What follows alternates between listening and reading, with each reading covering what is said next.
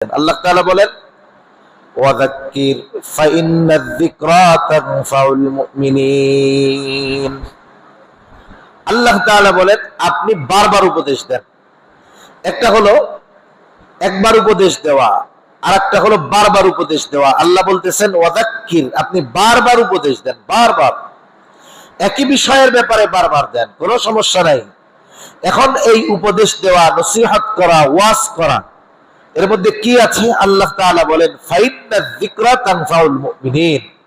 ওয়াজ, নসিহত, উপদেশ, এটার মধ্যে মুমিনদের জন্য কল্যাণ আছে, মুমিনদের জন্য উপকার আছে।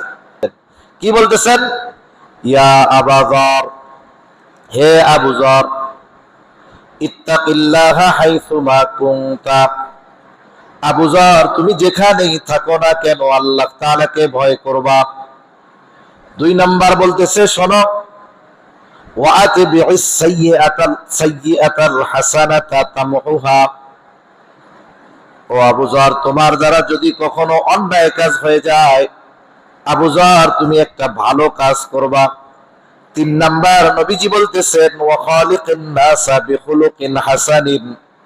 আবু যর তুমি মানুষের সাথে সদাচরণ করবা। এই তিনটা বিষয়ের মধ্যে একটা মানুষের গোটা জীবনের হকের কথা আছে। আপনারা শুনে থাকবেন যে আল্লাহ রাসূল সাল্লাল্লাহু আলাইহি ওয়াসাল্লাম বলেছেন কিয়ামতের দিন সবচেয়ে নিঃস্ব ব্যক্তি হবে ওই ব্যক্তি যে মানুষের হক নষ্ট করবে দুনিয়ায়। একজনের আমলের অভাব নাই, হজ, নামাজ, রোজা, দান, সাদকা, অনেক ইবাদত, আমলের অভাব নাই, কিন্তু কিয়ামতের দিন সে ধরা খেয়ে যাবে বান্দার হক নষ্ট করার কারণে। মানুষের হক আদায় করতে করতে তার আমল শেষ হয়ে যাবে, এক সময় সে নিজেই গোনার পাহাড়ের মালিক হয়ে যাবে। নবীজি বলেন ওই লোকটার মতো নিঃস্ব আর কেউ হবে না, যে যার দুনিয়াতে ইবাদতের অভাব ছিল না, কিন্তু মানুষের হক নষ্ট করার কারণে এক সময় সে হবে সবচেয়ে নিঃস্ব ব্যক্তি। আলহামদুলিল্লাহিল্লাযী হাদানা লিল ইসলাম আল্লাযী নাযালাল কুরআন হুদাল লিন-নাসি ওয়া বায়িনাতিন মিনাল হুদা ওয়াল ফুরকান وخلق الإنسان وكرمه وعلمه من البيان ما لم يعلم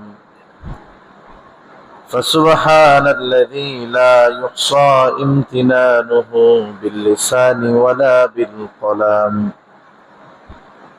ونشهد أن لا إله إلا الله وحده لا شريك له ونشهد أن سيدنا وسندنا وحبيبنا وطبيبنا وأولانا ومولانا محمد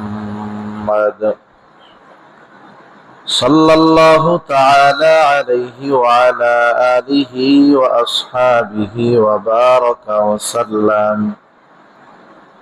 وبارك وسلم تسليما كثيرا كثيرا. أما بعد فأعوذ بالله من الشيطان الرجيم. بسم الله الرحمن الرحيم. إن الله يأمركم أن تؤدوا الأمانات إلى أهلها وإذا حكمتم بين الناس أن تحكموا بالعدل إن الله نعم ما يعظكم به إن الله كان سميعا بصيرا. وقال تعالى وذكر فإن الذكرى تنفع المؤمنين. وقال رسول الله صلى الله عليه وسلم لا إيمان لمن لا أمانة له أو كما قال النبي صلى الله عليه وسلم صدق الله العلي العظيم وصدق رسوله النبي الكريم ونحن على ذلك من الشاهدين والشاكرين والذاكرين والحمد لله رب العالمين سبحانك لا علم لنا إلا ما علمتنا إنك أنت العليم الحكيم আমরা মুহাব্বতের সাথে সবাই দুরূদ শরীফ পাঠ করি اللهم صل على محمد وعلى آل محمد كما صليت على إبراهيم وعلى آل إبراهيم إنك حميد مجيد اللهم بارك على محمد وعلى آل محمد كما باركت على إبراهيم وعلى آل إبراهيم إنك حميد مجيد الحمد لله আল্লাহ রাব্বুল আলামিনের দরবারে অগণিত শুকর যে মহান মালিক আমাদের হায়াতে বরকত দিয়ে সুস্থ রেখে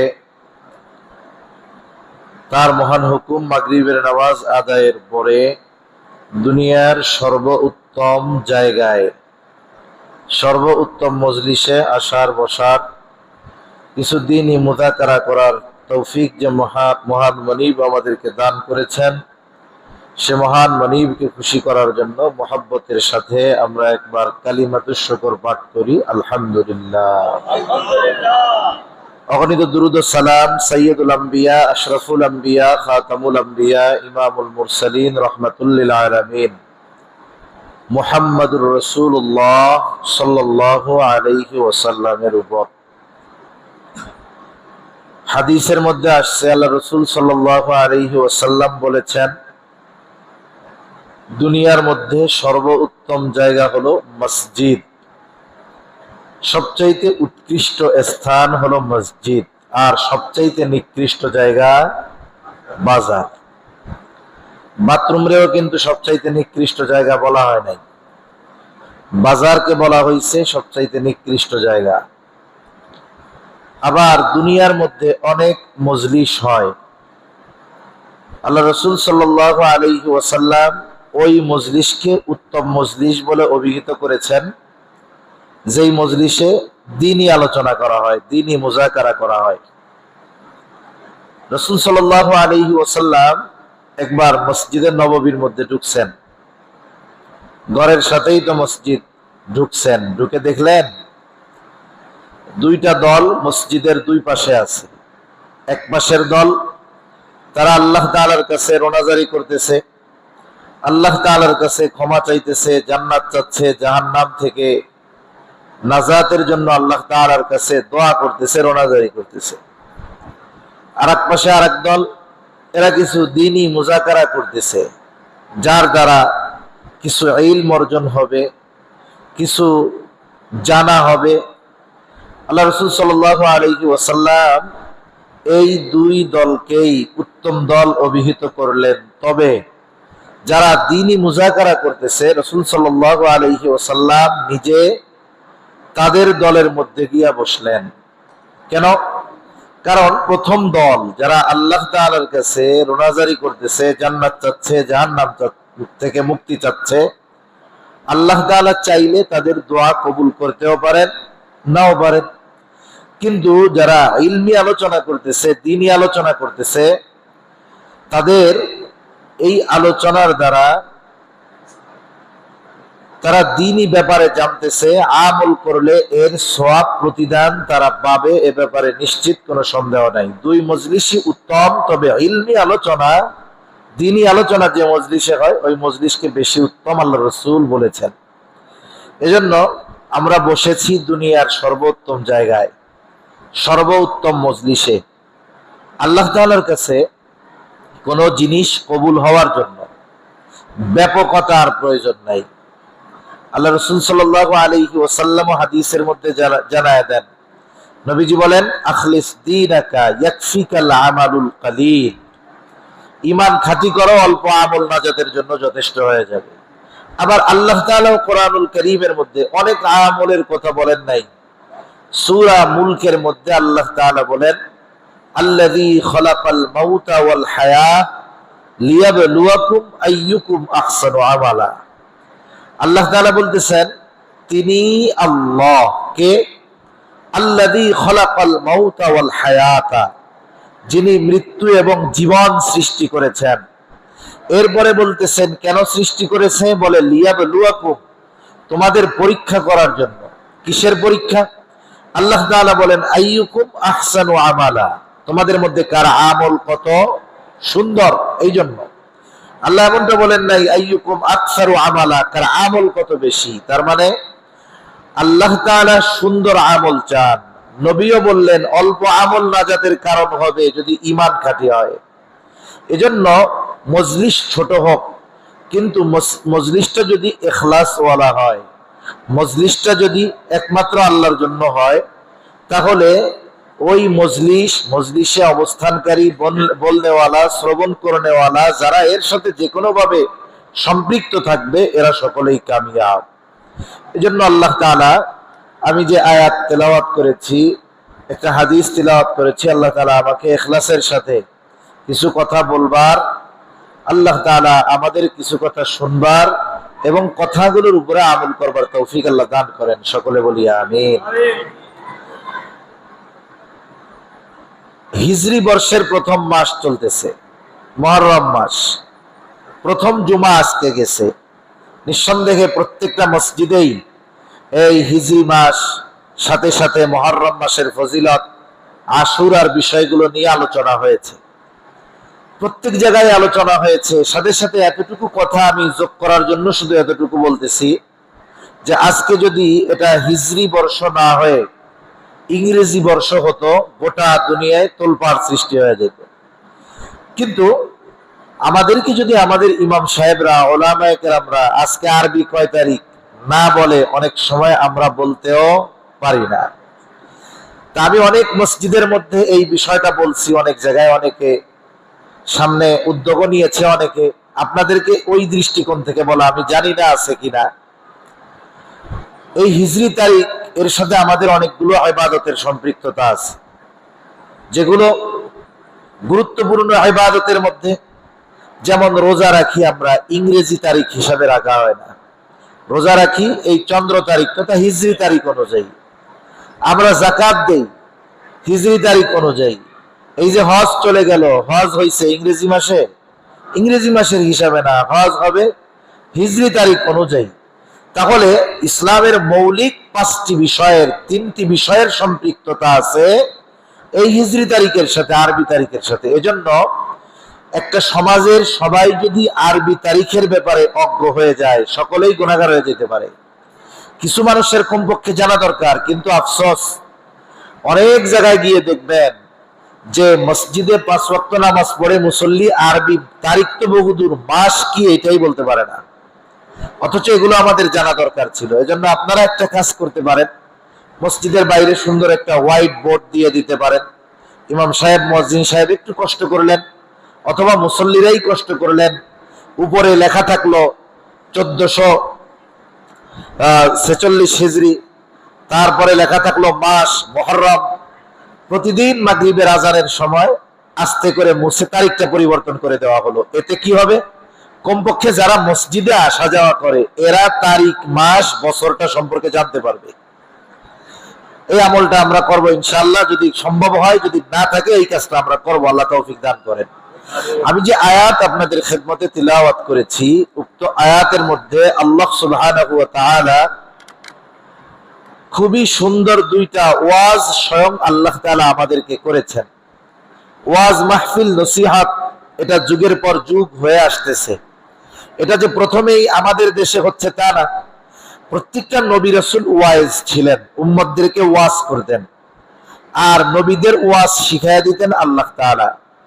কোরআনুল কারীমের মধ্যে 6000-এর উপরে আয়াত আছে, 6000-এর উপরে আয়াত। এই আয়াতগুলোর মধ্যে 500 আয়াত আছে বিধানাবলী সংক্রান্ত, আদেশ নিষেধ সংক্রান্ত, আর প্রায় 6000 আয়াত। এগুলো সব ওয়াজ, নসিহত, ঘটনা, উপদেশ, উপমা, উদাহরণ। আল্লাহ তাআলা ওয়াজ করেছেন, সাথে সাথে নবীজিকে ওয়াজ করার জন্য বলছেন। আল্লাহ তাআলা বলেন, ওয়াযাক্কির ফাইন্নায যিকরা তানফাউল মুমিনিন। আল্লাহ তাআলা বলেন আপনি বারবার উপদেশ দেন। একটা হলো একবার উপদেশ দেওয়া, আর একটা হলো বারবার উপদেশ দেওয়া। আল্লাহ বলতেছেন ওয়াযাক্কির, আপনি বারবার উপদেশ দেন, বারবার একই বিষয়ের ব্যাপারে বারবার দেন, কোনো সমস্যা নাই। এখন এই উপদেশ দেওয়া, নসিহত করা, ওয়াজ করা, এর মধ্যে কি আছে? আল্লাহ তাআলা বলেন ফাইন্নায যিকরা তানফাউল মুমিনিন। ওয়াজ, নসিহত, উপদেশ, এটার মধ্যে মুমিনদের জন্য কল্যাণ আছে, মুমিনদের জন্য উপকার আছে। এখন আমরা অনেক সময় প্রশ্ন করি যে অনেক ওয়াজ মাহফিল হচ্ছে, এই যে ক্যামেরা দিয়ে, মোবাইল দিয়ে ভিডিও করতেছে, ইউটিউবে হাজারো ওয়াজ, এত ওয়াজ হচ্ছে। মাহফিল আগে এক ইউনিয়নে একটা হইতো, এখন কোন গ্রামে এমন হয় 14টা মাহফিল হয়, 14-15টা মাহফিল হয় এক গ্রামে। তা ওয়াজ তো অনেক হইতেছে, উপকার কেন হয় না? বিষয়টা হলো ওয়াজের দ্বারা উপকার না হওয়ার অন্যতম কারণ ইখলাসের ত্রুটি। যদি আয়োজন, বক্তা, শ্রোতা সবার ইখলাস ঠিক থাকতো, যে আমরা আল্লাহর জন্যই করতেছি, আল্লাহর জন্যই শুনতেছি, আল্লাহর জন্যই বলতেছি, তাহলে ওয়াজের দ্বারা উপকার হইতো। এখন ওয়াজের দ্বারা উপকার না হওয়ার কারণে ওয়াজ দোষী না, ওয়াজগুলো দোষী না, দোষী হলাম আমরা আমাদের নিজেদেরকে ঠিক করতে পারি না। এটা আমাদের একটা বিষয়। কারণ আপনারা দেখবেন আমাদের দেশে সাধারণত ওয়াজ মাহফিল গুলাতে আমরা ওয়াজ শোনার জন্য যাই কম, তার চেয়ে ওয়াজ দেখার জন্য যাই বেশি। কারণ কি?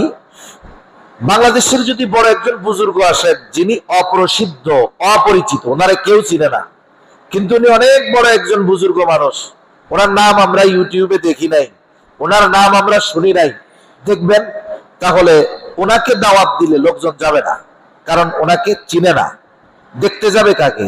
কিন্তু যদি এমন কাউরে দাওয়াত দেওয়া হয়, যাকে ফেসবুকে চিনে, ইউটিউবে চিনে, অনেক পরিচিতি আছে, উনি কথা বললেই ভাইরাল হয়ে যায়, দেখবেন যা বলুক না বলুক ওনাকে দেখার জন্য মানুষের ঢল নামে। এখন বলেন তো, যদি আসলেই আমি ওয়াজ শোনার জন্য যাইতাম, আমলের জন্য যাইতাম, তাহলে একজন বুজুর্গ আসলে তার মুখের কিছু কথা শুনতে আমরা যাইতাম, ঠিক কিনা বলেন? এই জন্য কাজ না হওয়ার জন্য আমরা দায়ী, ওয়াজ দায়ী না। আমাদের অবস্থা যদি আমরা পরিবর্তন করতে পারি, তাহলে আমাদের ওয়াজের দ্বারা উপকার হবে। আমাদের ঈমান যদি খাঁটি হয়, ইখলাস যদি খাঁটি হয়, আল্লাহ তাআলা বলেন ফাইন্নায যিকরা তানফাউল মুমিনিন। ঈমান যদি ঠিক থাকে, ইখলাস যদি ঠিক থাকে, তাহলে ওয়াজ মুমিনদের জন্য কল্যাণকর হবে, উপকারী হবে। নবীজি ওয়াজ করতেন, নবীজির ওয়াজের ধরন কেমন ছিল? আমরা তো এখন ওয়াজ করার জন্য কত আয়োজন দরকার, অনেক আগের থেকে ওয়াজদের দাওয়াত দিতে হয়, এরপরে পোস্টারিং করতে হয়, লাইটিং, তারপরে প্যান্ডেলিং, তারপরে প্রচারণা, মাইকিং, কত আয়োজন একটা ওয়াজ করার জন্য করা লাগে। অথচ নবীজি সাল্লাল্লাহু আলাইহি ওয়াসাল্লামের ওয়াজের ইতিহাস যদি আমরা শুনি, অবাক করা ওয়াজ নবীজি করেছেন। বলেন তো, এই দুনিয়াতে নবীজির চাইতে বড় কোনো ওয়াইজার আছে নাকি? ভবিষ্যতে আসবে? কেউ আসবে না। নবীজি ওয়াজ করেছেন কেমনে? নবীজি যখনই সুযোগ পাইতেন সাহাবাদেরকে কিছু দিনই কথা বলতেন। নবীজি প্রত্যেক নামাজের পরে সুযোগ হইলে বলতেন, ভর মসজিদ সাহাবায়ে কেরাম বলতেন, সাথে একজন সাহাবী আছে, সঙ্গী মাত্র একজন, নবীজি তাকেও ওয়াজ করতেন। ভর মজলিসে যেই গুরুত্বের সাথে নবীজি ওয়াজ করতেন, একজন যদি নবীর সাথে থাকতো সমগুরুত্ব সহকারে নবীজি ওয়াজ করতেন। সুবহানাল্লাহ। আমরা অনেক সময় করি, মাহফিলে গেলাম, অনেক বড় আয়োজন, কিন্তু লোকজন নাই, আমরা কি বলি? বলি এরকম, যা রে, লোকজন না থাকলে ওয়াজ উঠে নাকি? তার মানে বিষয়টা আমার কাছে এরকম হইলো, আমিও মানুষের জন্য ওয়াজ করতেছি। বলেন তো, হাজারো মানুষ হলো, লাখো মানুষ হলো, কথা শুনলো, কিন্তু একজনও আমল করলো না, ইখলাসের সাথে শুনলো না, এরকম লক্ষ মানুষের দাম নাই। কিন্তু একজন ওয়াজ করলো, একজনেই শুনলো, একজনেই আমল করলো, যদি উভয়ের ইখলাস ঠিক থাকে, কোটি মানুষ যদি মাহফিলে লোক হয়, যদি কেউ আমল না করে, ক্লাস ঠিক না থাকে, ওই একজন ওয়াইজ আর শ্রোতার মাহফিল আল্লাহর কাছে বেশি দামি, ওইটা মাকবুল। এজন্য সংখ্যাধিক্যের উপরে মুসলমান বা ইমানদারের আমল কবুল হবে বিষয়টা এমন নয়। নবীজি ওয়াজ করেছেন একজন সাহাবীকে নিয়ে, এরকম অনেক হাদিস আছে। যেমন এক হাদিসের মধ্যে আসছে নবীজি ওয়াজ করতেছেন আবু যর রাদিয়াল্লাহু তাআলা আনহুকে, প্রসিদ্ধ একটা হাদিস। এই হাদিসে আবু যর রাদিয়াল্লাহু তাআলা আনহুকে নবীজি তিনটা বিষয়ের উপদেশ দিয়েছেন। যদিও বিষয় তিনটা, কিন্তু একটা মানুষের জীবন পরিবর্তনের জন্য এই তিনটা নসিহত যথেষ্ট। হযরত আবু যর রাদিয়াল্লাহু তাআলা আনহু তখন একা। হযরত আবু যর বলেন, ক্বালা লি রাসূলুল্লাহি সাল্লাল্লাহু আলাইহি ওয়াসাল্লাম, নবীজি সাল্লাল্লাহু আলাইহি ওয়াসাল্লাম আমাকে বলতেছেন, ক্বালা লি আমার জন্য, অর্থাৎ আমাকে বলতেছেন। কি বলতেছেন? ইয়া আবু যর, হে আবু যর, ইত্তাকিল্লাহা হাইসুমা কুনতা, আবু যর তুমি যেখানেই থাকো না কেন আল্লাহ তাআলাকে ভয় করবা। দুই নাম্বার বলতেছে, শোনো, ওয়াআতবিউস সাইয়্যাতাল হাসানাতা তামহুহা, ও আবু যর তোমার দ্বারা যদি কখনো অন্যায় কাজ হয়ে যায়, আবু যর তুমি একটা ভালো কাজ করবা। তিন নাম্বার নবীজি বলতেছেন, ওয়া খালিকিন নাসা বিখুলুকিন হাসানিন, আবু যর তুমি মানুষের সাথে সদাচরণ করবা। এই তিনটা বিষয়ের মধ্যে একটা মানুষের গোটা জীবনের হকের কথা আছে। আপনারা শুনে থাকবেন যে আল্লাহ রাসূল সাল্লাল্লাহু আলাইহি ওয়াসাল্লাম বলেছেন, কিয়ামতের দিন সবচেয়ে নিঃস্ব ব্যক্তি হবে ওই ব্যক্তি যে মানুষের হক নষ্ট করবে দুনিয়ায়। একজনের আমলের অভাব নাই, হজ, নামাজ, রোজা, দান, সাদকা, অনেক ইবাদত, আমলের অভাব নাই, কিন্তু কিয়ামতের দিন সে ধরা খেয়ে যাবে বান্দার হক নষ্ট করার কারণে। মানুষের হক আদায় করতে করতে তার আমল শেষ হয়ে যাবে, এক সময় সে নিজেই গোনার পাহাড়ের মালিক হয়ে যাবে। নবীজি বলেন, ওই লোকটার মতো নিঃস্ব আর কেউ হবে না, যে যার দুনিয়াতে ইবাদতের অভাব ছিল না, কিন্তু মানুষের হক নষ্ট করার কারণে এক সময় সে হবে সবচাইতে নিঃস্ব ব্যক্তি। এজন্য হক সাধারণত তিন ভাবে হয়, দুই ভাবে হয়। একটা হলো স্রষ্টার হক, আরেকটা হলো মাখলুকের হক। মাখলুকের মধ্যে মানুষ সম্পৃক্ত, মাখলুকের মধ্যে পশু পাখি সম্পৃক্ত, মাখলুকের মধ্যে আমি আপনি নিজেও সম্পৃক্ত। কিন্তু জটিল হক হয় তিন ধরনের। এক নম্বর আল্লাহ তাআলার হক। এখন বলেন তো আল্লাহর হক কি? আল্লাহর হক হলো, নবীজি বলেন, ওয়াবুদুল্লাহ ওয়ালা তুশরিকু বিহি শাইআ। আল্লাহ বলেন, ওয়াবুদুল্লাহ ওয়ালা তুশরিকু বিহি শাইআ। আল্লাহর হক হলো তোমরা কেবলমাত্র তারই ইবাদত করবা, তার সাথে কারো শরীক করবা না। এটা আল্লাহর হক। এখন বলেন, কোন ব্যক্তি যদি পরিপূর্ণভাবে আল্লাহকে ভয় করে, সে যেখানেই থাকুক না কেন, সে কখনোই আল্লাহর হক নষ্ট করবে না। দুই নম্বর নবীজি কি বললেন? ওয়াতবিউস সাইয়্যাতাল হাসানাতা তামহুহা, তোমার দ্বারা যদি কখনো অন্যায় কাজ হয়ে যায়, তুমি ভালো কাজ করবা। সাইয়্যাতা মন্দ হইছে, কি করবা? হাসানা, ভালো কাজ করবা। ভালো কাজ করলে কি হবে? তামহুহা, ওই ভালোটা মন্দটারে মিটায়া দিবে। যেমন আমরা যখন কোনো অফিসিয়াল কাজ করি, লেখার সময় যদি ভুল হয়, সাদা কাগজে কালো কলম দিয়ে লিখতেছি, ভুল হলে আমরা ওখানে ফ্লুট, কাগজি সাদা ফ্লুট ব্যবহার করি। ব্যবহার করার পরে সুন্দর মতো ওটা যখন শুকিয়ে যায়, ওর উপরে আবার লেখলে, ভালো মতো খেয়াল না করলে ওই জায়গায় যে ভুল হয়েছিল এটা সহজে দেখা যায় না। তার মানে ওই কালো ভুল লেখাটাকে সাদা কালি মিটায় দেয়। এজন্য যখন কোনো মানুষ কোনো মন্দ কাজ করে, মন্দ কাজের বিপরীতে ওই পরিমাণ ভালো কাজও আছে। মন্দ কাজটা যেই ক্লাসের, যেই স্তরের, ওই স্তরের ভালো কাজ যখন সে করবে তখন মন্দটা মিটে যাবে। এজন্য আল্লাহ তাআলা কোরআনুল কারীমের মধ্যে জানায়া দিয়েছেন যে ভালো কাজ এটা মন্দ কাজকে মিটায় দেয়। এজন্য নবীজিও বলেন, মন্দ কাজ হইছে, তুমি ভালো কাজ করো। মন্দ কাজটা যদি কবিরা গুনাহ হয় তাহলে তাওবা করতে হবে। মন্দ কাজটা যদি আমার একজনের সাথে খারাপ আচরণ হয় তাহলে তার কাছে ক্ষমা চাইতে হবে। মন্দ কাজটা যদি আরেকজনের হক নষ্ট করা হয় তাহলে হকটা যার, তাকে ফিরিয়ে দিতে হবে। প্রত্যেকটা মন্দ কাজের বিপরীতে ভালো কাজ আছে। তিন নম্বরে নবীজি বললেন, ওয়াখালিকিন নাসা বিখুলুকিন হাসানিন, মানুষের উপরে মানুষের কিছু হক আছে। এই সদাচরণ দ্বারা শুধু যে মৌখিক ভালো ব্যবহার তা নয়, সদাচরণের ব্যাপক অর্থ আছে। মুহাদ্দিসিনে কেরাম বলেন, সদাচরণ দ্বারা সহজ কথা হলো আমার কাছে যে যেমনটা প্রাপ্য তাকে তেমনটা দেওয়া। সদাচরণের অর্থ কি? আমার কাছে যে যেমনটা পায় তাকে তেমনটা দেওয়া। ফর এক্সাম্পল এরকম বলা যায় যে আমার কাছে একজন বড়, যে আমার বড়, সে আমার কাছে প্রাপ্য কি? বলে ভালো ব্যবহার। যে আমার ছোট, সে আমার কাছে কেমন ব্যবহার পায়? বলে স্নেহ। এইরকম প্রত্যেকটা মানুষের এক একটা বিষয় আমার কাছে প্রাপ্য আছে। মা বাবার ক্ষেত্রে সদাচরণ কি? মা বাবার হক আদায় করা। এরকম প্রত্যেকটা বিষয়ের সদাচরণ আছে। এগুলো যদি আমরা করি তাহলে একটা মানুষের এই তিনটা বিষয়ের দ্বারা গোটা দুনিয়ার স্রষ্টা এবং সৃষ্টির হক আদায় হয়ে যায়। সুবহানাল্লাহ। অথচ দেখেন এই গুরুত্বপূর্ণ হাদিসটা নবীজি বলছেন তখন সাথে ছিল কয়জন? মাত্র একজন শ্রোতা ছিল, হযরত আবু যর রাদিয়াল্লাহু তাআলা। যে কথার থেকে অনেক দূরে চলে গেলাম যে ওয়াজ মাহফিলের দ্বারা উপকার আছে। নবীজি ওয়াজ করেছেন, আল্লাহ ওয়াজ করেছেন, নবীজিকে আল্লাহ ওয়াজ করতে বলেছেন, নবীজি ওয়াজ করেছেন ভর মসজিদ পুরা মুসল্লি নিয়ে, সাহাবায়ে কেরামকে নিয়ে। আবার একজন যখন সাথে থাকছে, নবীজি একজনে ওয়াজ করেছেন। সুবহানাল্লাহ। আল্লাহ তাআলার যে ওয়াজ, কি ওয়াজ করেছে আল্লাহ তাআলা? আল্লাহ তাআলা সূরাতুন নিসার 58 নম্বর আয়াত আল্লাহ তাআলা বলেন, ইন্নাল্লাহা ইয়া'মুরুকুম আন তু'আদ্দুল আমানাতি ইলা আহলিহা। আল্লাহ রাব্বুল আলামিন বলেন, নিশ্চয়ই আল্লাহ তোমাদেরকে নির্দেশ দিচ্ছেন, আদেশ দিচ্ছেন। ইন্নাল্লাহা ইয়া'মুরুকুম, কি আদেশ? আল্লাহ তাআলা এরপরে বলেন আন তু'আদ্দুল আমানাতি ইলা আহলিহা। এক নম্বর আদেশ আল্লাহ রাব্বুল আলামিন তিনি বলেন আন তু'আদ্দুল আমানাতি ইলা আহলিহা, যে আমানত তোমরা তার হকদারের কাছে ফিরায়া দাও।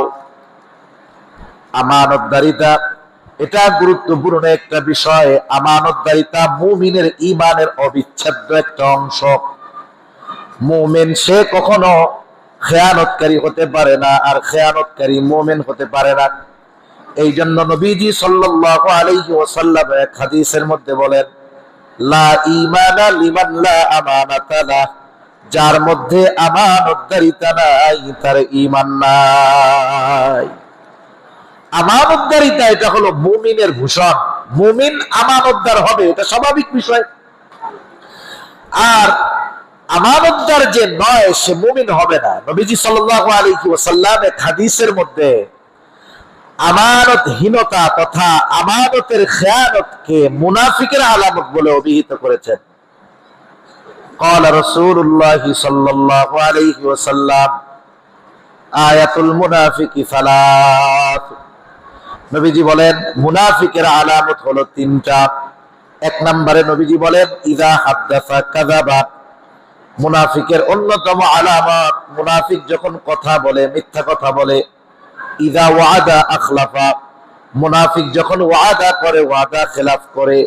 ইযা তুমিনা খানা, মুনাফিকের কাছে আমানত রাখলে সে খেয়ানত করে।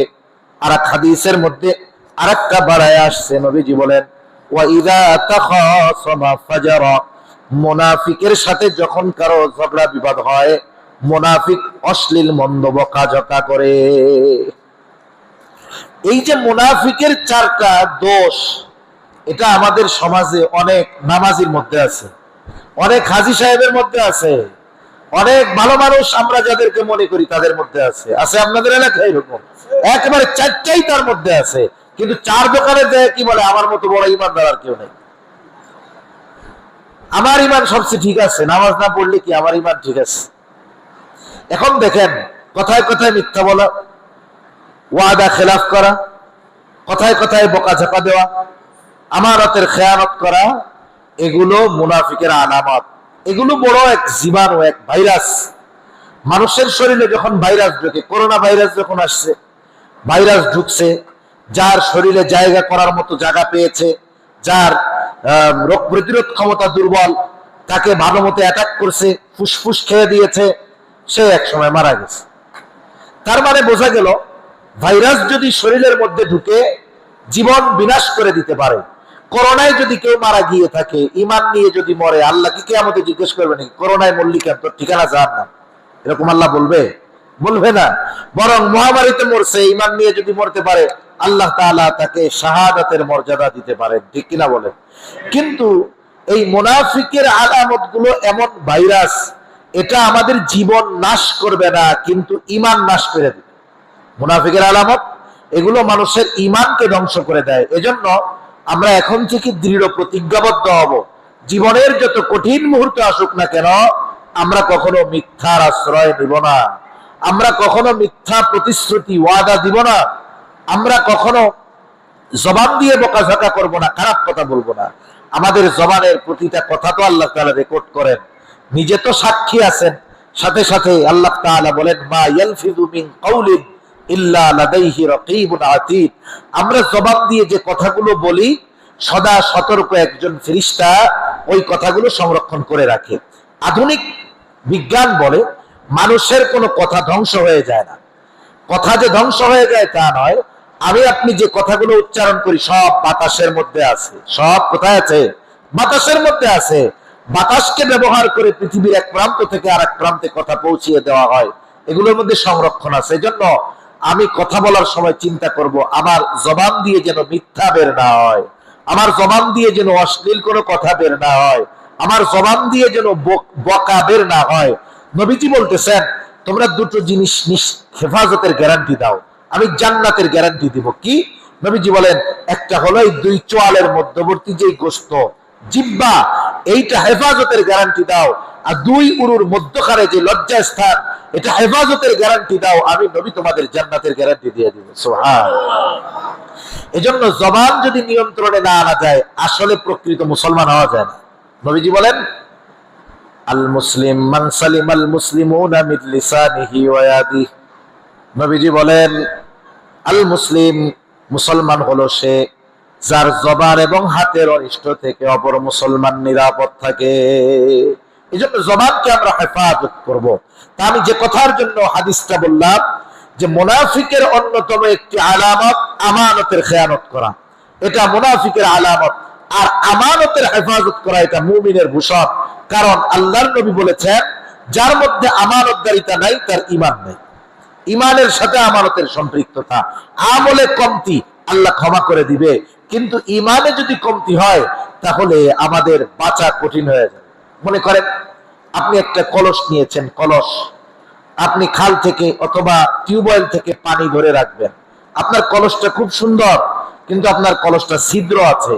আপনি হাফ কলস পানি যদি সন্ধ্যায় রাখেন, ভোর হইতে হইতে যদি নিচে ছিদ্র থাকে, পানি সব শেষ। কিন্তু যার কলসটা ছিদ্র নয়, সে যতটুকু পানি ওর মধ্যে দিবে ততটুকুই তার থাকবে, যতটুকু দিবে ততটুকুই তার থাকবে। আমলের ক্ষেত্রে বিষয়টা এরকম, যদি ঈমানে ত্রুটি থাকে তাহলে আমলের মধ্যে ত্রুটি চলে আসে। যদি ঈমান ঠিক থাকে তাহলে আমল যদি অল্প হয় ওইটুকু টিকে যায়, বরং আল্লাহ তাআলা অনুগ্রহ করে তাকে আরো বেশি বেশি দিয়ে দেয়। সুবহানাল্লাহ। এজন্য আমানতদারিতা এটা প্রত্যেকটা মানুষের, প্রত্যেকটা মুমিনের জীবনের অবিচ্ছেদ্য অংশ। কিন্তু বাস্তবতা হলো, অনেক ক্ষেত্রে আমাদের আমানতদারিতার ব্যাপারে বিস্তারিত না জানা থাকার কারণে আমরা অনেক সময় নিজেদের অজান্তে খেয়ানত করে ফেলি। সাধারণত আমরা লেনদেন সংক্রান্ত আমানতের বিষয় জানি, যে একজন আমারে টাকা দিল, আমি টাকাটা সংরক্ষণ করলাম, সে যখন চাইলো আমি তাকে আবার ফেরত দিয়ে দিলাম। আমরা মনে করি আমি নিজে বড় আমানতদার, আমরা মনে করি উনি বড় আমানতদার। কিন্তু আমানতদারিতা শুধু লেনদেন সংক্রান্ত বিষয়ের মধ্যেই সীমাবদ্ধ নয়।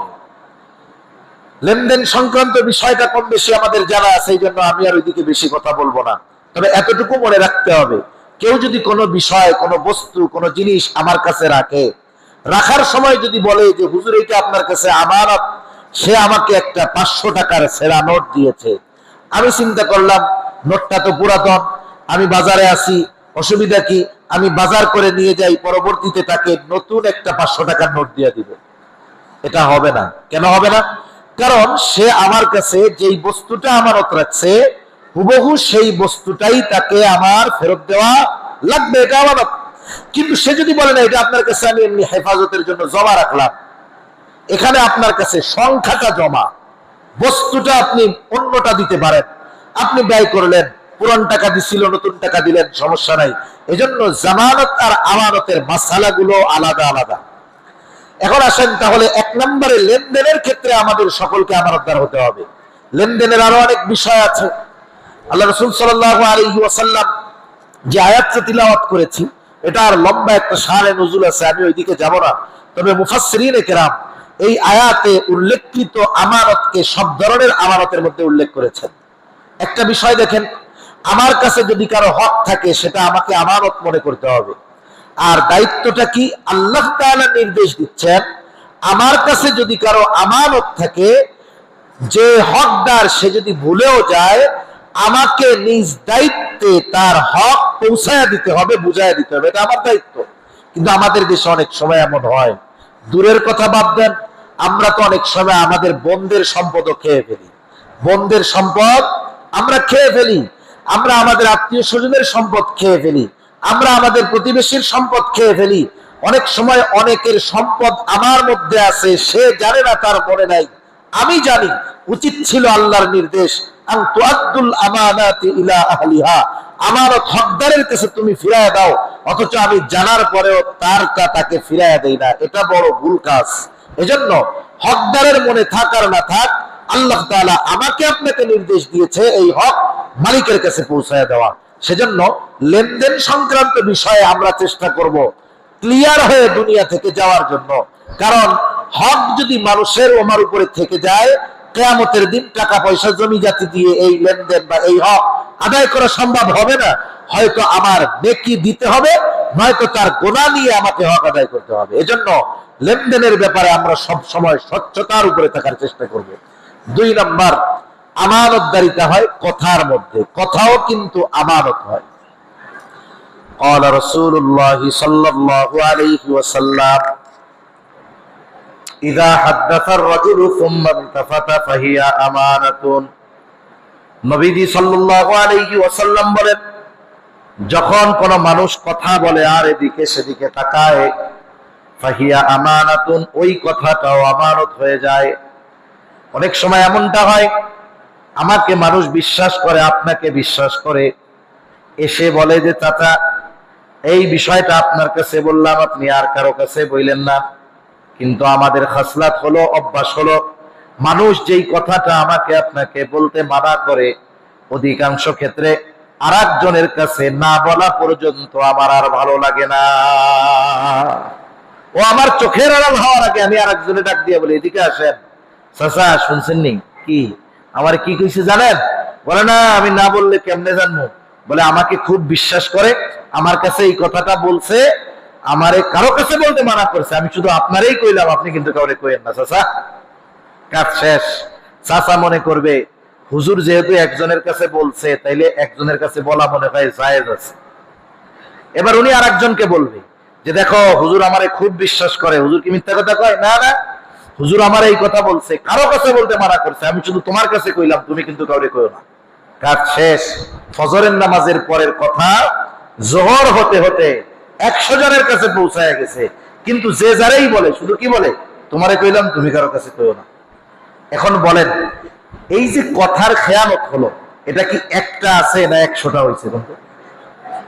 আমার মুখ থেকে বের হওয়ার পরে এই কথা যতজনের কাছে পৌঁছাবে ততটা খেয়ানত হবে এবং সকলের সমপরিমাণ গুনাহ আমার হবে। রাসূলুল্লাহ সাল্লাল্লাহু আলাইহি ওয়াসাল্লাম বলেন, যখন কেউ কোনো ভালো কাজের সূচনা করে, কিয়ামত পর্যন্ত এই ভালো কাজ যতজন করবে, সূচনা যাদের দ্বারা হয়েছিল, ওই ভালো কাজের সওয়াব তাদের আমলনামায় যোগ হতে থাকবে। অনুরূপ ভাবে যদি কারো দ্বারা কোনো মন্দ কাজের সূচনা হয়, ওই মন্দ কাজ যতদিন চলবে, কিয়ামত পর্যন্ত যত মানুষ করবে, প্রথম যার দ্বারা মন্দ কাজের সূচনা হয়েছিল তার আমলনামায় গুনাহগুলো যোগ হতে থাকবে। নবীজি বলেন, আদম আলাইহিস সালামের প্রথম হত্যাকারী সন্তান যে হত্যা করছে বিনা কারণে, অন্যায়ভাবে, যত হত্যা কিয়ামত পর্যন্ত হবে, সব হত্যার গুনার একটা অংশ আদম আলাইহিস সালামের ওই সন্তান যে হত্যা করেছিল তার আমলনামায় যোগ হয়ে যাবে। এজন্য মনে রাখতে হবে, কথা আমানত। দুনিয়াতে মানুষ, আমার মনে হয় পাথর খেয়ে হজম করতে পারবে, কিন্তু কথা হজম করা এটা বড় কষ্টের। এজন্য কেউ যদি আমার কাছে কোনো কথা বলে, যদি সে ডানে বামে তাকায়, তাহলে অবশ্যই এই কথা আমার কাছে কিচ্ছু বলা লাগবে না, এমনিতে আমানত হয়ে যাবে। শত্রু হোক, শত্রুর আমানতের খেয়ানত করার কোনো সুযোগ নাই। আল্লাহর নবী এই শিক্ষা আমাদের দেন নাই। নবীজি যখন হিজরত করবেন, নবীজি হিজরত করেছেন আল্লাহর নির্দেশে, ঠিক আছে, তবে হিজরতের কিছু দৃশ্যমান কারণ আছে। কাফেরদের অত্যাচার এত মাত্রায় বেড়েছে যে মক্কায় নবীজির অবস্থান করা খুবই বিপজ্জনক হয়ে গেছে। নবীজি মক্কা ছেড়ে যেতে চান নাই, যার কারণে যখন হিজরতের সময় পথ চলতেছেন আর বারবার পেছনের দিকে তাকাইতেছেন আর বলতেছেন, আহারে মক্কা, তোমাকে তো ছেড়ে যেতে চাই নাই, কিন্তু তোমার বুকে বসবাসকারী কিছু মানুষের জন্য আমি তোমার কাছে থাকতে পারলাম না। নবীজি খুব ব্যথা নিয়ে, খুব কষ্ট নিয়ে মক্কা থেকে মদিনায় গেছেন। যেই রাত্রে নবীজির হিজরত হবে, যেই রাত্রে হিজরতের সফর শুরু হবে, আল্লাহ তাআলা জানায় দিলেন, আজ রাত্রে হিজরত হবে আপনাকে মক্কা ত্যাগ করতে হবে। ওই মুহূর্তেও নবীজির কাছে কাফেরদের অনেক আমানত ছিল, সম্পদ ছিল। উপমহাদেশে একজন ইংরেজ শাসনামলে একজন ইংরেজ দার্শনিক এসেছিলেন, ঐতিহাসিক। উনি আসলেন উপমহাদেশে। মনে রাখতে হবে, ইংরেজ শাসনামলে মুসলমানেরা কষ্টে ছিল বেশি, হিন্দুরা কিন্তু কষ্টে ছিল না। এটা আমি কোন ধর্মকে খাটো করার জন্য বলতেছি না, এর অনেক কারণ আছে। মোটামুটি ইতিহাস যারা জানেন, আপনারা দেখবেন বিভিন্ন জায়গায় সব জমিদার খালি হিন্দু, মুসলমান নাই কেন? কারণ ওরা ইংরেজদের তোষামদি করে, ওদের গোলামি করে, ওদের বশ্যতা স্বীকার করে, ইংরেজদের কাছ থেকে বিভিন্ন এলাকার দায়িত্ব নিয়ে মুসলমানরা তো কাফেরদের সামনে মাথা নত করে নাই, ওদের উপরে স্টিম রুলার চালিয়েছে। এই জন্য এক একজন জমিদার হইতে পারছে। যত জুলুম অত্যাচার সব চলেছে মুসলমানদের উপরে। ওই ইংরেজ ঐতিহাসিক আসছেন, ওনার নামটা আমার স্মরণে আসতেছে না। উনি এসে চিন্তা করতেছেন, যদি মুসলমানরাও ইংরেজদের বশ্যতা স্বীকার করে নেয়, তাদের মতো কথাগুলো মেনে নেয়, তাহলে এরাও তো আরামে থাকতে পারবে হিন্দুদের মতো। কিন্তু মুসলমানেরা কেন এটা করতেছে না? এই বিষয়গুলো যাচাই বাছাই করতে গিয়ে, পর্যালোচনা পর্যবেক্ষণ করতে গিয়ে তিনি দেখতে পেলেন যে মুসলমানেরা এমন এক মহান ব্যক্তির জীবন আদর্শ অনুসরণ করে, যার কারণে তাদের চরিত্র এরকম, তারা জীবন দিতে তৈয়ার, তবু তাদের মাথা দিতে তারা তৈরি নাই। সুবহানাল্লাহ। এমন ব্যক্তি যে ১৫০০ বছর প্রায় আগে, তখন ১৩০০ বছর আগে আসছে, কোন ব্যক্তি? ওই ব্যক্তি সম্পর্কে জানতে উনি আগ্রহী হয়েছেন। উনি নিরপেক্ষ ভাবে নবীজির সিরাত, জীবন আদর্শ সম্পর্কে জানছেন। উনি ওনার ওই জীবন আদর্শের মধ্যে নবীজির প্রত্যেকটা আখলাকের এক একটা বিষয় উল্লেখ করেছেন। উনি কেমন মানুষ উল্লেখ করতে গিয়ে আমানতদারিতার কথা উল্লেখ করেছেন। উনি ওনার ভাষায় লিখতেছেন যে মুসলমানদের নবী মুহাম্মদ সাল্লাল্লাহু আলাইহি ওয়াসাল্লাম এমন আমানতদার ছিলেন, এমন বিশ্বস্ত ছিলেন যে তার ঘোর দুশমন নিশ্চিন্তে তার কাছে তার সবচাইতে দামি সম্পদকে হেফাজতের জন্য রাখত। কারণ সে এতটা নিশ্চিত হইত যে আমি মুহাম্মাদের যত বিরোধিতা করি না কেন, মুহাম্মাদের কাছে আমার যদি কোনো সম্পদ আমি রাখি, সে আমার সম্পদ কখনো ভক্ষণ করে ফেলবে না। আরেকজন ঐতিহাসিক লিখতেছে, একটা মানুষ তার নিজের কাছে নিজের সম্পদ রাখা যতটা নিরাপদ মনে করত, তার চাইতে মুহাম্মদুর রাসূলুল্লাহ সাল্লাল্লাহু আলাইহি ওয়াসাল্লামের কাছে সম্পদ রাখা বেশি নিরাপদ মনে করত। কেমন আমানতদার! এটা একজন মুসলিম ঐতিহাসিকের কথা নয়, একজন অমুসলিম বলতেছে উনি এমন আমানতদার ছিলেন। আমরা তার উম্মত, আমাদের আমানতদারিতার অবস্থা কোথায়? আমরা অনেক সময় বন্ধুত্বের খাতিরে বন্ধুর কথা বা তার বিষয়ের আমানতের হেফাজত করি, কিন্তু ওই বন্ধুর সাথে যখন আমার একটু সম্পর্ক নষ্ট হয়ে যায়, তার জানা বিষয়গুলো আমি অস্ত্র হিসেবে ব্যবহার করি। বলি, তোমার খবর আছে, তোমার ব্যাপারে আমার জানা আছে, কিন্তু সব বলে দিব মানুষের কাছে। এখন বলেন, নবীজি কি দুশমনের আমানতের খেয়ানত করছে? যদি এমনটাই করতেন, যারা নবীজিকে হত্যা করার জন্য ঘর ঘিরে রাখছে চতুর্দিকে, নবীজির চতুর্দিকে ঘর ঘেরা, কাফেররা চলে আসছে সশস্ত্র অবস্থায়, আল্লাহ তাআলার নির্দেশ হিজরত হবে, হযরত আলী রাদিয়াল্লাহু তাআলা আনহুকে নিজের বিছানায় রেখে গেছেন। কেন? কারণ ওই মুহূর্তেও কাফেরদের কিছু সম্পদ নবীজির কাছে ছিল। নবীজি হযরত আলী রাদিয়াল্লাহু তাআলা আনহুকে বুঝায় দিয়ে গেছেন যে এইটার মালিক উনি, এটার মালিক উনি, তুমি সকল মালিকের কাছে তাদের আমানতের বস্তুগুলো পৌঁছায় দিবা, এরপরে তুমি হিজরতের সফর শুরু করবা। সুবহানাল্লাহ। যাদের জন্য দেশ ছাড়া হওয়া লাগতেছে তাদের সম্পদ পৌঁছায় দেওয়ার ব্যবস্থা ওই মুহূর্তে করেছেন। কোন মুহূর্তে? যেই মুহূর্তে চতুর্দিকে শত্রুরা সশস্ত্র অবস্থায় তাকে হত্যা করার জন্য আসছে। একজন মানুষ, আমি আপনাদের বলতেছি, আমার বলা সহজ, আপনারা শুনতেছেন সহজ, কিন্তু ওই পরিস্থিতিতে যিনি ছিলেন, কত বড় আমানতদার হলে তিনি এটা করতে পারেন, এটা চিন্তা করার বিষয়। সেজন্য শত্রুর আমানতের খেয়ানত আমরা করব না। তাহলে 1 নম্বর লেনদেনের মধ্যে আমানত, 2 নম্বর কথার মধ্যে আমানত, 3 নম্বর দায়িত্ব আমানত। যে কোনো দায়িত্ব আমানত, এটা ছোট হোক আর বড় হোক, রাষ্ট্রীয় হোক, সরকারি হোক আর বেসরকারি হোক। এখন তো দায়িত্বটাকে আমানত মনে করে না, গনিমত মনে করে। গনিমত মনে করে, যার কারণে আমরা দেখি যে পৃথিবীর সবচাইতে দামি ড্রাইভার আমাদের দেশে পাওয়া যায়। সবচাইতে দামি সম্পদওয়ালা ড্রাইভার আমাদের দেশে না, সবচাইতে ধনী গাড়ি চালক আমাদের দেশে। চিন্তা করছেন আমাদের দেশের মানুষ কত ধনী? 15 লক্ষ টাকা দিয়ে ছাগল কিনতে পারে, অথচ অবস্থা কোথায়? এই মানুষগুলোর হাতে দায়িত্ব দেওয়া ছিল, অথচ দায়িত্বের খেয়ানত এরা করেছে। আর একটা জিনিস কি, এখন তো দায়িত্বের প্রতিযোগিতা চলে, প্রত্যেকে চায় যে আমারে দায়িত্ব দেওয়া হোক, আমাকে দায়িত্ব দেওয়া হোক। মানুষ যদি দায়িত্বের ভয়াবহতা বুঝতো, দায়িত্ব নিতে চাইতো না। হযরত আবু যর গিফারী রাদিয়াল্লাহু তাআলা আনহুর ব্যাপারে বলা হয়, একবার একটা আলোচনার মধ্যে আসছে যে রাষ্ট্রীয় একটা দায়িত্ব আবু যর গিফারীকে দেওয়া হবে। সিদ্ধান্ত হয় নাই, শুধু আলোচনা হয়েছে। আলোচনা হয়েছে এই দায়িত্বটা অমুককে দিলে ভালো হয়, এখনো সিদ্ধান্ত হয় নাই, প্রস্তাবনা মাত্র উঠছে।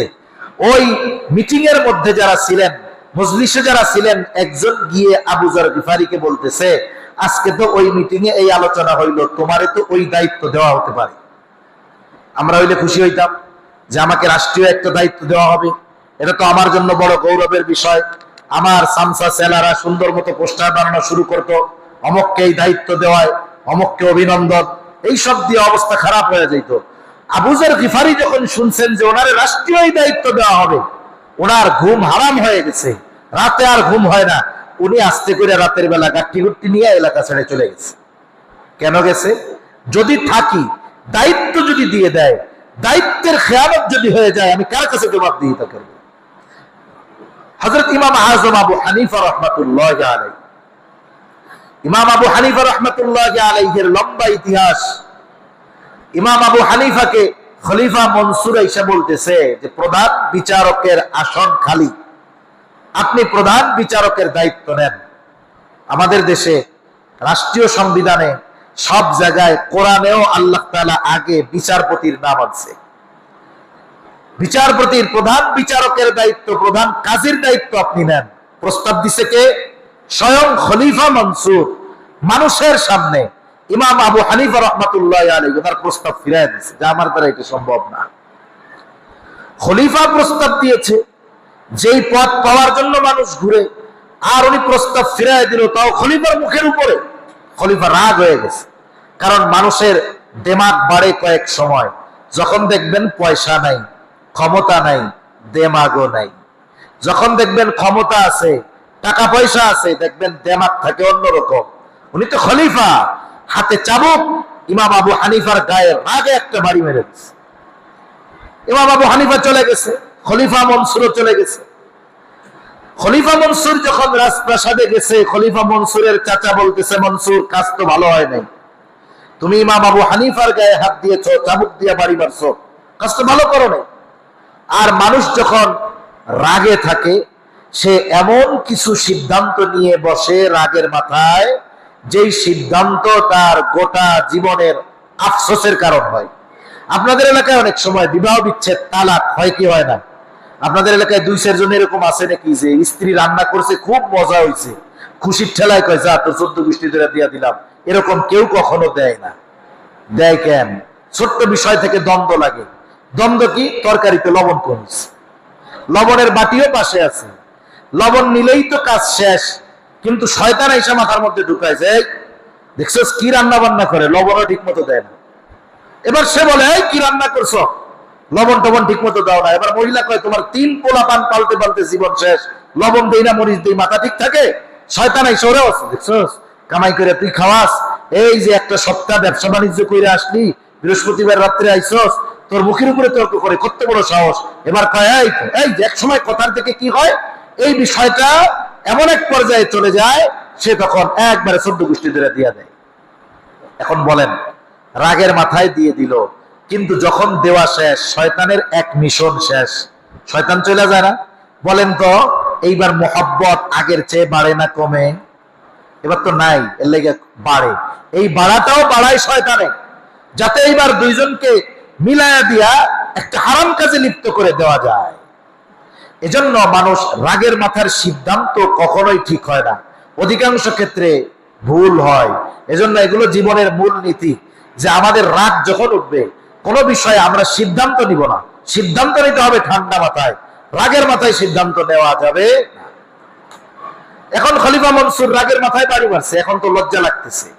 আবার উনি খলিফা যাইয়া মাফ চাবে, এটাও নিজের কাছে একটু লজ্জা লজ্জা লাগতেছে। খলিফা কি করছে, তার একেবারে বিশ্বস্ত মানুষটাকে বলছে তুমি যাও গিয়া আবু হানিফার কাছে গিয়া বলবা খলিফা তার কাজের জন্য লজ্জিত, ক্ষমা চাইছে, ক্ষমা করে দেন। সাথে 1 থলে স্বর্ণ মুদ্রা দিছে, 1 থলে স্বর্ণ মুদ্রা। লোকটা চলে গেছে, যাওয়ার পরে গিয়ে বলতেছে ইমাম, খলিফা আপনার সাথে যে আচরণ করেছে এই কারণে সে লজ্জিত, তার আপনি মাফ করে দেন। যারা ভালো মানুষ, দিল নরমওয়ালা মানুষ, বুজুর্গ মানুষ, তেড়া বেকানা, তাদের সাথে কেউ যদি অন্যায় করে, কেউ যদি গিয়ে মাপ চায়, এই দিল নরম মানুষগুলো মাফ করে দেয়, ঠিক কিনা?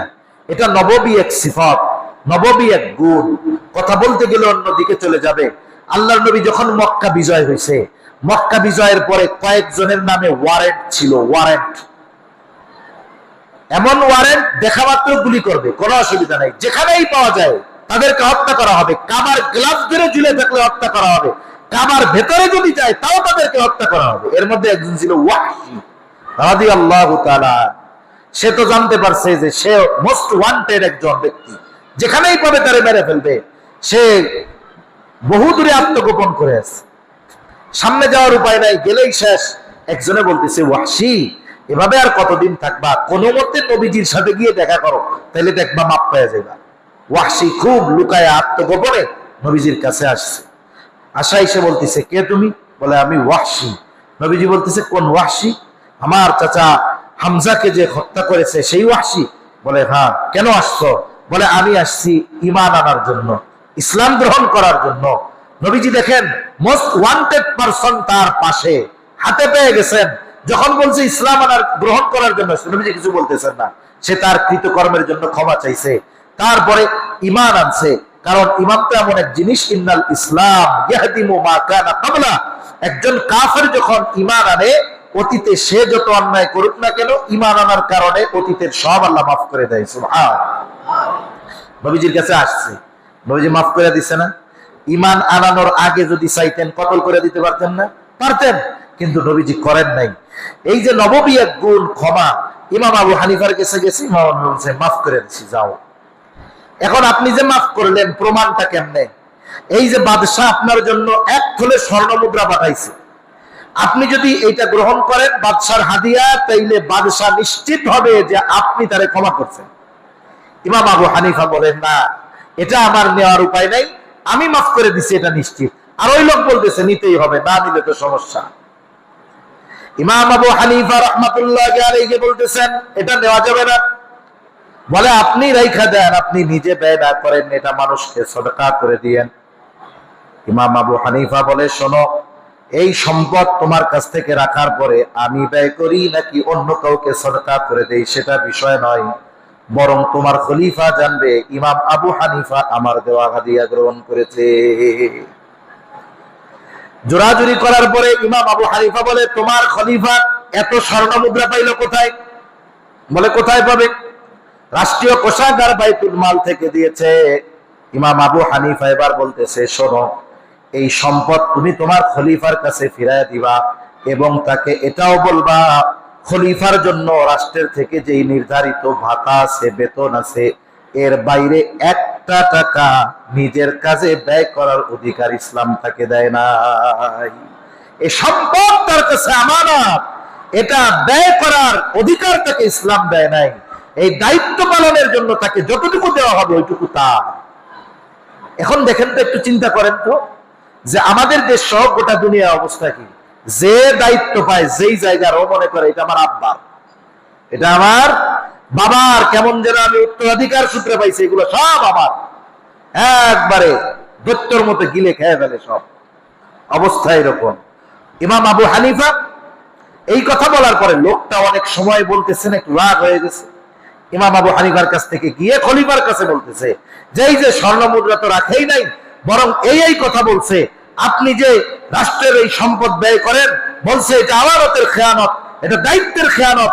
এখন এটা আপনার খেয়ানতকারী বলতেছে, আপনার মানে সাজায় গুজায় বলছে। এবার আরো রাগ হয়ে গেছে খলিফা, সাথে সাথে ফোর্স পাঠায় দিছে, যাও, কত বড় সাহস, আমার এইসব কথা বলে, আটকাও। জেলখানায় আটকাইছে। ইতিহাস কি বলে, প্রত্যেকদিন চাবুক দিয়ে বাড়ি মারা হতো। আর বলা হইতো, ইমাম আবু হানিফা, আপনি যদি প্রধান বিচারকের দায়িত্ব নেন তাহলে আপনাকে ছেড়ে দেওয়া হবে। ইমাম আবু হানিফা চাবুকের আঘাতে জর্জরিত হয়ে গেছেন, তবুও প্রধান বিচারকের দায়িত্ব নেন নাই। ঐতিহাসিকদের থেকে দুইটা বর্ণনা পাওয়া যায়। যখন ইমাম আবু হানিফাকে তারা কোনোভাবেই কাবু করতে পারে না, খাবারের সাথে বিষ মিশায় ইমাম আবু হানিফাকে হত্যা করে ফেলল। কিন্তু প্রসিদ্ধ বর্ণনা হলো, তিনি যখন প্রচন্ড রকমের অসুস্থ হয়ে গেছেন, ওনাকে বাড়িতে পাঠিয়ে দেওয়া হলো, ওনাকে গৃহবন্দী করে ফেলা হলো। শাগরেদরা, ছাত্ররা জিজ্ঞাসা করে যে আপনি তো যেই দায়িত্বের জন্য আপনার উপরে এত জুলুম অত্যাচার করা হলো, সেই দায়িত্ব নেওয়ার যোগ্যতা আপনার মধ্যে ছিল, আপনি ওই দায়িত্ব পালনের যথোপযুক্ত ব্যক্তি ছিলেন, চাবুকের আঘাত সহ্য করলেন, এরপরেও কেন আপনি দায়িত্ব নিলেন না? ইমাম আবু হানিফা বলে, শোনো, আমি যেই দায়িত্ব নেই নাই, কিয়ামতের দিন আল্লাহ তাআলার কাছে সেই দায়িত্বের ব্যাপারে আমাকে জিজ্ঞাসিত হতে হবে না, কিন্তু দায়িত্ব নেওয়ার পরে যদি ওই দায়িত্বের কোনো খেয়ানত আমার দ্বারা হয়ে যায়, কিয়ামতের দিন আল্লাহ তাআলার সামনে আমাকে খেয়ানতের বোঝা নিয়ে উপস্থিত হওয়া লাগবে। আবু দাউদের হাদিস, নবীজি বলেন, আমাদের কাউকে যখন কোনো দায়িত্ব দেওয়া হয়, কেউ যদি ওই দায়িত্বের সুচ পরিমাণ খেয়ানত করে, সুচ পরিমাণ, নবীজি বলেন কিয়ামতের দিন ওই লোকটা খেয়ানতের বোঝা নিয়ে আল্লাহর সামনে হাজির হবে।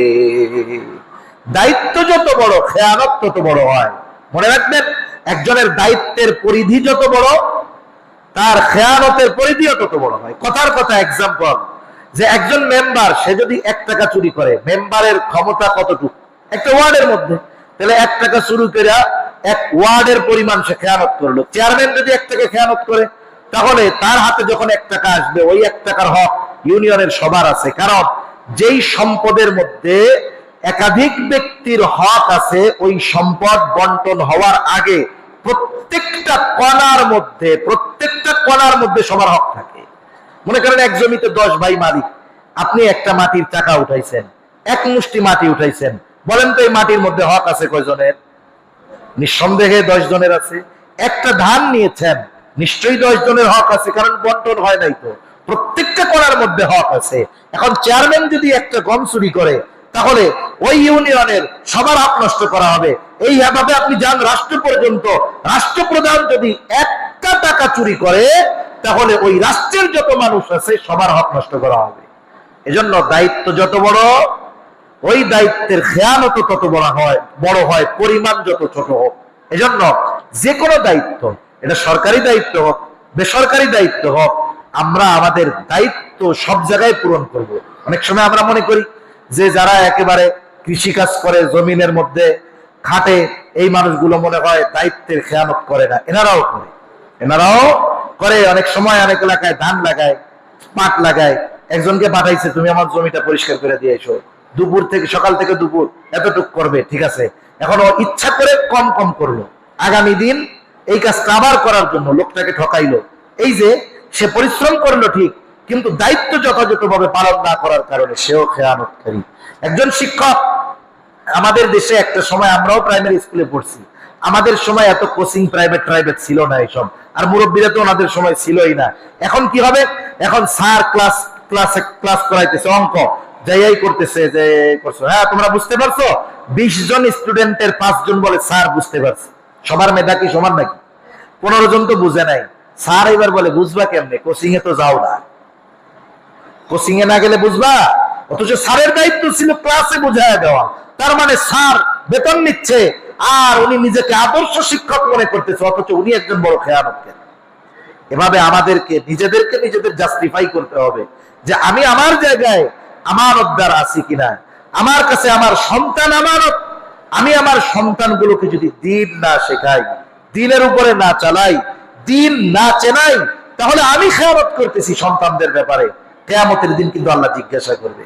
এজন্য যে কোনো দায়িত্ব আমানত। 4 নাম্বার, সন্তান সন্ততি এটাও আমানত, কিয়ামতের দিন জিজ্ঞাসা করা হবে। আল্লাহ রাসূল সাল্লাল্লাহু আলাইহি ওয়াসাল্লাম বলেন, কুল্লুকুম রাঈনা ওয়া কুল্লুকুম মাসউলুন আন রাঈয়াতিহি। প্রত্যেকটা মানুষ দায়িত্বশীল, প্রত্যেককে তার দায়িত্বের ব্যাপারে জিজ্ঞাসা করা হবে। বাবাকে তার ছেলের ব্যাপারে জিজ্ঞাসা করা হবে, মাকে তার কন্যার ব্যাপারে জিজ্ঞাসা করা হবে, স্বামীকে তার স্ত্রীর ব্যাপারে জিজ্ঞাসা করা হবে। এজন্য আমি আপনি যদি মনে করি আমার আপনার অধীনস্থ যারা আছে এদেরকে কাজ হইল কোনো মতে বড় বানাইয়া একটা ব্যবসায় ঢুকাই দেওয়া, আর নাইলে বিদেশে পাঠায় দেওয়া, এরপরে বুড়াকালে বসে বসে খাওয়া, দায়িত্ব পালন হইল? দুনিয়ার দায়িত্ব পালন হলো না। দুনিয়াতে আল্লাহ যেই দায়িত্ব দিয়েছিলেন, যেই সন্তানগুলোকে দিন শিক্ষা দেওয়া, এটা মূল দায়িত্ব, অথচ ওটাকে বাদ দিয়ে আমরা দুনিয়ার সম্পদ উপার্জনের বিষয়টাকে এক্সপার্ট করে তুলেছি। এজন্য আমাদের সন্তানগুলো আমাদের কাছে আমানত। 5 নাম্বার, শরীয়তের বিধিবিধান আমানত। যত বিধানাবলী আছে সব আমাদের কাছে আমানত। আল্লাহ তাআলা বলেন, ইন্না আরাদনাল আমানাতা আলাস সামাওয়াতি ওয়াল আরদি ওয়াল জিবাল ফাআবাইনা আন ইয়াহমিলনাহা ওয়া আশফাকনা মিনহা ওয়া হামালাহাল ইনসান। আল্লাহ তাআলা বলেন, আমি এই আমানত আসমানের কাছে, জমিনের কাছে, পর্বতমালার কাছে পেশ করলাম। তারা ভীত সন্ত্রস্ত হয়ে গেল। ওয়া হামালাহাল ইনসান, মানুষ এই আমানত বহন করলো। কি সেই আমানত? মুফাসসিরিন ইকরাম বলেন, সেই আমানত হলো কোরআন, সেই আমানত হলো শরীয়তের সকল বিধিবিধান। এজন্য আল্লাহ তাআলার পক্ষ থেকে যত আদেশ নিষেধ আছে সবগুলো আমাদের কাছে আমানত। করণীয় বিষয়গুলো যেমন আমানত, বর্জনীয় বিষয়গুলোও আমানত। আল্লাহ তাআলা বলেছেন নামাজ পড়তে হবে, আদেশ, এটা আমানত, না পড়লে গুনাহ আছে। আল্লাহ তাআলা নিষেধ করেছে হারাম খায়ও না, সুদ খায়ও না, নিষেধটা আমানত। এখন কেউ যদি অমান্য করে হারাম খায়, 1 নাম্বার আল্লাহ তাআলার এই আদেশ ছিল আমানত, এই আমানতের খেয়ানত হলো। 2 নাম্বার, যেই হারাম খাইলো ওই হারাম খাওয়ার জন্য আলাদাভাবে গুনাহ হলো। এজন্য শরীয়তের সকল বিধিবিধান আমানত। এই অঙ্গ প্রত্যঙ্গ গুলো আমানত। এগুলো কি আমানত আমার আপনার কাছে। আল্লাহ তাআলা বলেন, ইয়ালামু খাইনাতাল আয়ুন ওয়া মা তুখফিস সুদূর। 2 ধরনের কথা। একটা হলো আল্লাহ তাআলা বাহ্যিক একটা উল্লেখ করেছেন আর অন্তরেরটা উল্লেখ করেছেন। আল্লাহ তাআলা বলেন তিনি জানেন তোমরা চোখের কি খেয়ানত করো, অন্তরের মধ্যে কি লুকায় রাখো, মানে অন্তরের কি খেয়ানত করো আল্লাহ সেটাও জানেন, চোখের কি খেয়ানত করো তাও জানেন। এখানে যদিও শুধু চোখ উল্লেখ করা হয়েছে, এর দ্বারা সবকিছুর উদ্দেশ্য। হাত দিয়ে আমি কি পাপ করতেছি, আমি চোখ দিয়ে কি পাপ করতেছি, জবান দিয়ে কি করতেছি, এসব খবর আল্লাহ তাআলার কাছে আছে না নাই? আছে। মনে রাখবেন, এগুলো এক একটা সিআইডি, গোয়েন্দা, এরা কিছুই এখন বলবে না, কিন্তু কিয়ামতের দিন আল্লাহ এদেরকে কথা বলার ক্ষমতা দিবে। হাত আমার আপনার পাপের কথা বলে দিবে, পা পাপের কথা বলে দিবে, চোখ পাপের কথা বলে দিবে, কান পাপের কথা বলে দিবে। এরা কিয়ামতে কথা বলবে। আল্লাহ তাআলা কোরআনুল কারীমের মধ্যে বলেন যে কিয়ামতের দিন এরা সাক্ষী দিবে, শাহিদা আলাইহিম সামউহুম ওয়া আবসারুহুম ওয়া জুলুদুহুম বিমা কানু ইয়ামালুন। চোখ সাক্ষী দিবে, কান সাক্ষী দিবে, জবান সাক্ষী দিবে। এই অবস্থা দেখে যার হাত পা চোখ কথা বলবে, ও বলবে ক্বালু লিজুলুদিহিম লিমা শাহিদতুম আলাইনা। কি রে চাপড়া, আজকে আমার বিরুদ্ধে তোমরা সাক্ষী দাও, কথা বলতে পারতেছো কেমনে? এই অঙ্গ প্রত্যঙ্গগুলো জবাব দিয়া বলবে ক্বালু আনতাকানাল্লাহ, আমাদেরকে আজকে কথা বলার ক্ষমতা দিবেন কে? আল্লাহ। একটু চিন্তা করেন, এক জায়গায় যখন আমরা যাই, যদি লেখা থাকে যে আপনার গতিবিধি সিসি ক্যামেরার দ্বারা পর্যবেক্ষণ করা হচ্ছে, অভদ্র ছেলেটাও ভদ্র হয়ে যায়, উচ্ছৃঙ্খল ছেলেটাও চিন্তা করে যে আমার কোনো ত্রুটি জানি সিসি ক্যামেরায় ধরা না পড়ে। অথচ আমার আপনার সাথে সর্বক্ষণ তদারকির জন্য স্বয়ং আল্লাহ তো আসেনি, আরো কত কিছু আছে, ফেরেশতারা আছে, অঙ্গ প্রত্যঙ্গ গুলো আছে, কিন্তু আমাদের মধ্যে কোনো ফিল নাই, আমাদের মধ্যে কোনো অনুভূতি নাই। আচ্ছা বলেন তো, আপনাদের এলাকার কোনো মানুষ, তাকে যদি বিশ্বস্ত কেউ আইসা খবর দেয় যে ভাই খবর তো শুনলাম, কি খবর? থানায় গিয়া শুনছি। কি খবর শুনছো? তোমার পিছনে তো গোয়েন্দা লাগাই দিছে, তুমি কি করো না করো এগুলো পর্যবেক্ষণের জন্য তোমার পিছনে একজন গোয়েন্দা লাগিয়ে দেওয়া হয়েছে। বলেন তো ওই লোকটার চাল চলনে পরিবর্তন আসবে কিনা? বাজারে যাইয়া রাজনীতির কথা বলার আগে 10 বার ভাববে, ওরে আল্লাহ কি কথা বলবো আর না বলবো, জেলের ঘানি কাটবে কে? বাজারে যাওয়াই বাদ দিবে। মসজিদ আর ঘর দেখবেন বুজুর্গ হয়ে গেছে কয়েকদিনের মধ্যে। তাহলে একটা মানুষের পর্যবেক্ষণকে আমরা এত ভয় পাই, অথচ আল্লাহ তাআলার পর্যবেক্ষণকে ভয় নাই, ফেরেশতাদের পর্যবেক্ষণকে ভয় নাই। আল্লাহ বলতেছেন এইগুলো তোমার বিরুদ্ধে সাক্ষী দিবে, এগুলোর ব্যাপারে আমাদের কোনো ভয় নাই। এজন্য আমাদের অঙ্গ প্রত্যঙ্গ গুলো আল্লাহ তাআলার পক্ষ থেকে আমানত, আমরা এই বিষয়টা খেয়াল রাখবো। আমি এদিকে আর লম্বা করব না, কারণ দুইটা ওয়াজ আল্লাহ তাআলা করছেন। এক নাম্বার যে তোমরা আমানতদার হকদারের কাছে ফিরে দাও, এর দ্বারা উদ্দেশ্য হলো তোমরা আমানতদার হও, আমানতদার হও। সেটা তোমার অন্যের সম্পদের ক্ষেত্রে, লেনদেনের ক্ষেত্রে, সেটা কথার ক্ষেত্রে, সেটা তোমার পরিবার পরিজনের ক্ষেত্রে, সেটা তোমার দায়িত্বের ক্ষেত্রে, সেটা তোমার সন্তানদের ক্ষেত্রে, সেটা তোমার দ্বীনের ক্ষেত্রে, তুমি সর্বক্ষেত্রে আমানতদার হও, আমানতদার হও। এই সুন্দর ওয়াজ করছে কে? আল্লাহ করছে। এরপরে দ্বিতীয়তে আল্লাহ তাআলা বলেন ওয়াইদা হাকামতুম বাইনান নাস আন তাহকুমু বিল আদল। আপনাদের গ্রামে সালিশ বিচার হয়নি? মাঝে মধ্যে গ্রামে সালিশ বিচার হয় না? মুরব্বীরা সালিশ বিচার করে। অনেক সময় বিষয়টা প্রশাসন বা পুলিশে যাওয়ার আগে গ্রামের যেই মাতবর মুরব্বীরা থাকে ওনারা এই বিষয়টাকে সলিউশন করে দেয়। এরকম গ্রাম্য সালিশ বিচার হয় তো আপনাদের এইদিকে? হয় না? হয়। আমাদের ওই দিকেও হয়, আপনাদের দিকের খবর তো আর আমি জানি না। হায় রে, কত মুরব্বী দেখলাম, কত হাজি দেখলাম। এই যে বিচারক, এরা টাকা পয়সা খাইয়া দুই দিকেই সাইজ করে ফেলছে। এরা হলো ডাবল করা, যাইতেও কাটে আসতেও কাটে। এখন একজন রে কয় অপরাধ তো কইরাই ফেলছে, 10 লাখ জরিমানা ধরে দিমুনে, তুই আমাকে 5 লাখ দিয়ে দিস। ও চিন্তা করে যাক 5 লাখ দিলে তো ভালো। আর একজন রে কয় শোন, তোরে তো বড় ফাঁস, তোর তো জেলই হয়ে যেত, 20 লাখ ধরতাম তোরে জরিমানা, তা যাই হোক আমাকে 5 লাখ দিস, 10 লাখ ধরে দিমুনে। তার মানে দেখেন দুইজন দিক দিয়েই খাইলো। আবার অনেক ক্ষেত্রে টাকা পয়সা খাইয়া বিচারকে, সালিশকে উল্টায়া দেয়। এমন বহুত আল্লাহর বান্দা সমাজে আছে না নাই? মনে রাখতে হবে, এটা বড় কঠিন এক বিষয়। হাদিসের মধ্যে আসছে, আল্লাহ রাসূল সাল্লাল্লাহু আলাইহি ওয়াসাল্লাম বলেন কিয়ামতের দিন 7 শ্রেণীর মানুষ আরশের ছায়ায় স্থান পাবে। এর মধ্যে 1 নম্বরে আল্লাহর নবী বলেছেন ইমামুন আদিলুন, ন্যায়পরায়ণ শাসক। তার মানে বিচারক, ন্যায়পরায়ণ শাসক, সে আসবে আরশের ছায়ায়। কেন? তার ন্যায় বিচারের কারণে। এখন বলতে পারেন হুজুর আমরা তো আর কোন জজ না, আমরা তো বিচারক না, আমাদের ক্ষেত্রে কেমনে হবে? প্রত্যেকটা মানুষ কোনো না কোনো জায়গায়, কোনো না কোনো ভাবে সে বিচারক হয়। আপনার কাছে দুইজন মুমিন ভাই আসছে ফয়সালার জন্য, আপনি কি করলেন? একজনের সাথে খাতির ভালো, আপনি সুন্দর মতো তার পক্ষে বইলা দিলেন। এই যে আপনি অবিচার করলেন, এটা খেয়ানত করা হলো, এটা অবিচার করা হলো। এজন্য আল্লাহ তাআলা ন্যায় বিচারের কথা খুব গুরুত্ব সহকারে উল্লেখ করে বলেছেন ওয়াইদা হাকামতুম বাইনান নাস আন তাহকুমু বিল আদল, তোমরা যখন বিচার করবা তখন তোমরা ন্যায় বিচার করবা। আল্লাহ তাআলা কোরআনে কি বলছে? ওয়ালা ইয়াজরিমান্নাকুম শানাআনু কওমিন আলা আল্লা তা'দিলু ইয়াদিলু হুয়া আকরাবু লিত্তাকওয়া। আমি বিচারকের আসনে আছি, আমার কাছে বিচার নিয়ে আসছে আমার দুশমন, বিচার নিয়ে আসছে আমার দুশমন। আল্লাহ বলেন খবরদার, কারো প্রতি, কোন কওমের প্রতি বিদ্বেষ বশত তোমরা তাদের উপরে বিচার করবে না। তার মানে শত্রুও যদি আসে তার ব্যাপারে আমাকে আপনাকে ন্যায় বিচার করতে হবে। কিন্তু আফসোসের ব্যাপার, গোটা দুনিয়ায় ন্যায় বিচার নাই, অবিচার বেশি। এজন্য ইমাম শাফিঈ রাহমাতুল্লাহি আলাইহি বলেন যে আল্লাহ তাআলা এই আয়াতে এমন দুইটা বিষয়ের কথা বলছে, ওই দুইটা বিষয় যদি কোন এলাকার মানুষের মধ্যে পরিপূর্ণ আসে তাহলে ওই এলাকার মানুষ কামিয়াব। যদি কোন দেশের মানুষের মধ্যে আসে ওই দেশের মানুষ কামিয়াব। যদি গোটা দুনিয়ার মানুষের মধ্যে চলে আসে, গোটা দুনিয়ায় শান্তির সুবাতাস বইবে। এখন কি মনে হয় আপনাদের? বলেন তো, আমাদের আপনাদের অবস্থা, আশেপাশে পারিপার্শ্বিক অবস্থা যদি পর্যবেক্ষণ করা হয়, আমানতদার আছে দুনিয়ায়, ন্যায়পরায়ণ মানুষ আছে। অথচ দেখেন এই দুইটা ওয়াজ রে আল্লাহ কি বলে, আলোচনা শেষ আল্লাহ তাআলা বলতেছেন ইন্নাল্লাহা নি'ম্মা ইয়াইদুকুম বিহি, এই দুইটা বিষয়ের উপদেশ আমাদের আল্লাহ দিয়েছেন। আবার নিজেই বলতেছেন কতই না সুন্দর ওয়াজ আল্লাহ তাআলা তোমাদের করলেন। এই দুইটা বিষয়ের ওয়াজকে স্বয়ং আল্লাহ বলতেছেন কতই না সুন্দর ওয়াজ।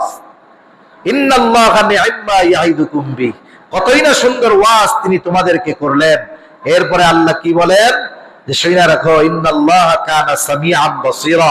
মুফাসসিরিনে কেরাম বলেন এর দ্বারা উদ্দেশ্য এরকম, এত সুন্দর দুইটা ওয়াজ করলাম, এই ওয়াজের উপরে তোমরা কি আমল করো না না করো, কি আলোচনা সমালোচনা করো না না করো, আমি আল্লাহ কিন্তু সব দেখি, আমি আল্লাহ সব শুনি। কেন? কারণ ইন্নাল্লাহা কানা সামিআন বাসীরা, নিশ্চয়ই আল্লাহ তাআলা সর্বশ্রোতা সর্বদ্রষ্টা।